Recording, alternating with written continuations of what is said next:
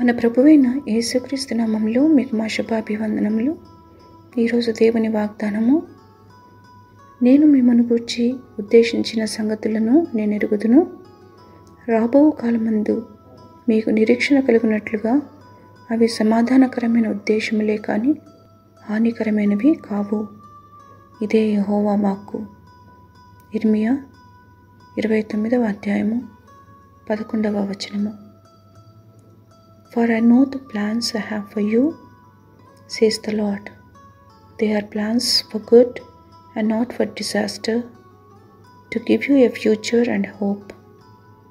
Jeremiah chapter 29 verse 11. ప్రార్థన. ప్రేమగల తండ్రి, మా జీవితాల కొరకైన మీ నిత్య సంకల్పాలు ఉద్దేశాలకై వందనాలు. మిమ్మల్ని వెదకువారి ఎడల మీరు దయచూపువారని, కృపా సమృద్ధి గల ప్రభువని మీకు మా కృతజ్ఞతలు.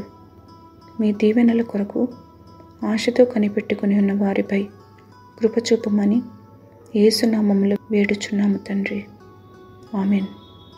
Have a blessed day. God bless you.